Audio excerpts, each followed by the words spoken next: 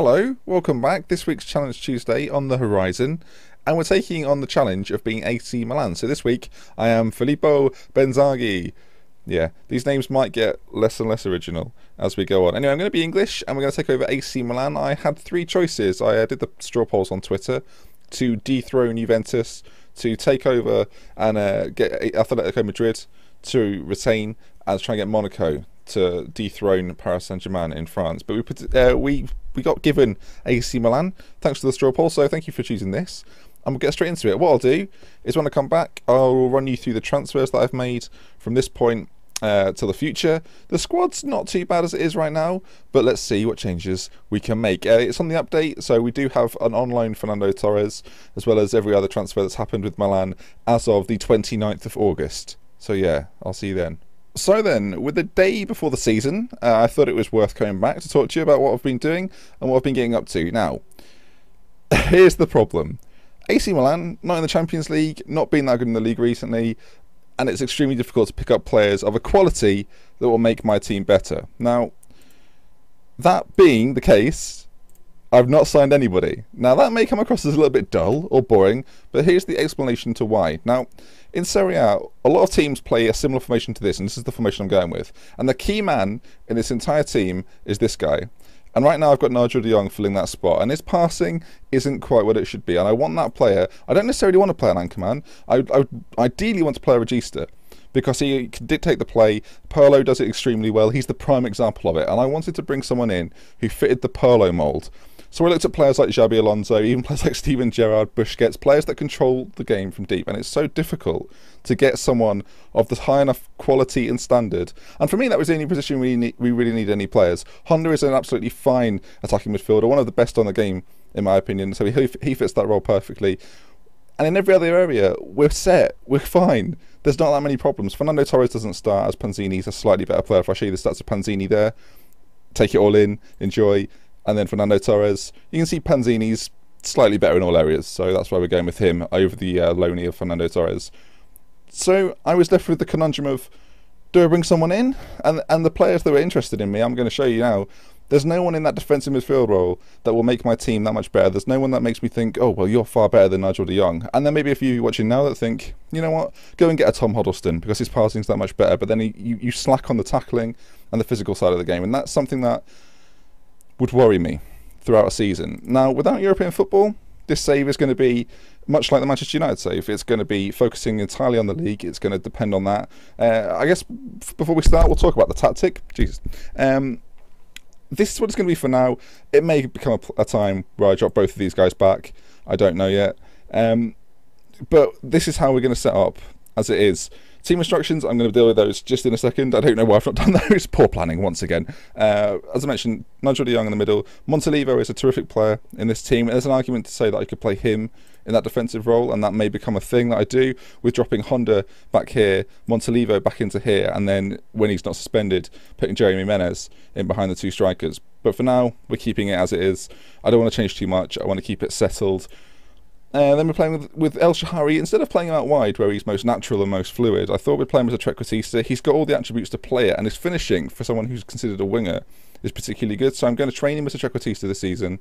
Hopefully it means he'll play well in that role. If not, we may have to change this. Much like with the Manchester United save, I had an idea of how we were going to play with the team, and by the end of the season it completely changed, and that may happen again. So what I'll do is I'll play through a fair chunk of games, probably to around the Fiorentina game, and I will see you around about then. So welcome back. We are indeed 12 games into the Serie A season, and we've only lost one game. It's been typical Serie A though. We've drawn 5 games, and we are currently 6 points behind the leaders, our nemesis, Juventus. Nemesis? We'll go with it. In terms of the squad, we've performed okay actually. We've had our 3 strikers put in a shift each. Panzini and El Shaarawy both have 6 goals, and Fernando Torres with a 7.18 rating, and he's been playing quite a lot of games. The system has changed. In the last game, on the most recent games, I've been playing these 3 in a kind of trio, and it's been working really, really well. If you look at the fixtures that we've had, the big game obviously was against Juventus. It was a 1-1 draw. They scored after a minute with Carlos Tevez, but we had the better of the game, surprisingly so. Alex got sent off after 90, and that was disappointing, but you know, you come to expect it with Alex. Other big games, we beat Napoli 1-0, El Shaarawy with a very, very late goal. That was celebrated like I meant it. And Aside from that, only one game, only one defeat, and that was to Parma, and it was disappointing. We scored a goal late, but really we should be finishing teams like this, and that may cost us. And the objective is to win the league. So all the best. Anyway, we'll go through a few more games. We'll probably go to about Lazio, and I will see you around about then. So here we go again. We're back with the challenge. We are still in 3rd place. Now, in terms of goals, Panzini's the big dog on campus, it's fair to say. He is currently the top goal scorer well, he's joint top goal scorer with Ibarbo, but if you gaze your eyes over to the league table, you'll see that dethroning Juventus is not an easy task. They are extremely, extremely good. If we take a quick look at their run of games, you'll see why they're so difficult to get a grasp of in Serie A. They don't lose. It's as simple as that. They've lost one game all year, and that was to Napoli. They drew with us, so I'll take that, but they just beat everybody, and it's so difficult, and there's nothing I can do about it. As you can see, we're into January, so whether I make some transfers or not, I'll let you know in the next part. But for us, it's been going okay. We smashed Verona 5-0, and like I say, Panzini's been really good. The tactic has remained largely the same. Sadly, you may have noticed we just lost to Inter, so we lost the Milan derby, but we've got a chance of redemption at home, although it is the same ground. But you know, what not, whatever.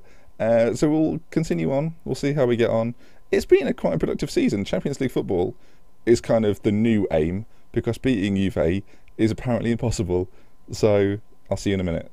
Just quickly, guys, I said if I was going to make any transfers, I would let you know. I did actually make one in August. I totally forgot that I made it because I don't play him all that often. I play him every now and then. Abel Hernandez came in on quite a small fee from Palermo because of their relegation. He was quite easy to pick up. But recently, in the last couple of days, I've bought in Kristiak. I can't be 100% how to say his name, but I was looking for that passing tackling combination. I found this guy, decent player. I think he could do a job for us. He's been playing for Sampdoria. He's had an okay season, and I think he can play the regista role, and that may help us in the second half of the year. Aside from that, we also brought in Ganzo, yes, the Ganzo from Sao Paulo, to play just behind the strikers. I think his style, despite his pace and acceleration not being the greatest, I think it'll suit Serie A. We'll find out if it does suit Serie A, but the formation and the team is now looking a little bit like this. De Jong and Torres have been dropped to the bench. In fact, no, that's wrong. De Jong will play instead of Essien as a ball-winning midfielder. So there we are, that's what it's going to be. I'm going to return after the Napoli game, so I'll see you then. So we've just come out of the game against Napoli. We won that one 3-1. Fernando Torres is playing because El Shahari has picked up an injury, so he's going to be out for a little while. But he's come in and he's done a decent job for us. I'll tell you what, the star man who we brought in, you've just seen me bring him in, is Ganzo. He started playing for us in that kind of advanced playmaker. I'm playing him as in Garnish, actually. 5 assists, 3 goals, 7.22 rating in the league. He's been really, really, really, really good. And he's just providing that extra kind of boost when we need it for an attacking trio up top. The other guy we brought in, Kristiak, he's been okay. He's not really set the world alight. It's fair to say that De Jong is having a better impact further forward. He's winning the ball up high up the pitch, and it's allowing Ganzo the time and space to do his business. Honda's been a steady player for us too. Our defence has actually been really good. I've been really pleased with Alex and Zapata and Abate and Shegli, and they've been really, really good for me. In terms of the league table, we are getting a little bit closer to Juventus, although with 10 games to go, it's not looking that likely. So we're going to go forward another 10 or so games. Where should we go to? We'll go to Inter. We'll see the situation at Inter, and if it comes down to the final game, much like in the first challenge we did, we'll play the final one. But if not, I'll play through them all, and I will see you at the end. So let's find out where we get to.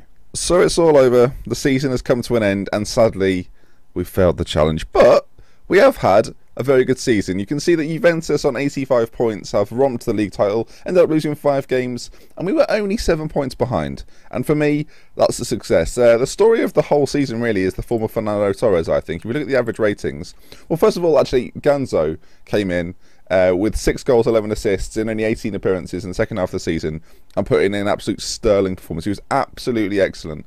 But Torres, 14 goals and 13 assists. Admittedly, Panzini scored more, but Torres' contribution cannot be overestimated, and I'll be very interested to see if this season now he can go on and have a good season in Italy. Maybe the Italian league will suit his style. Who knows? Elsewhere, a few of the disappointments for me. Poli, I played as a sub all the time, and he could never get a start in my team, and I felt like, due to his stats, he may be the player that could have filled in that regista role, but it never happened. So there we are. A few other notable mentions. I think we should say El Shahari's had a good season. I think that's probably fair, as well as Montalivo had a solid year too. So, sadly, the challenge has not been completed, and Juventus are too strong. If you look at our form, the season was done by the time it came to the Inter game.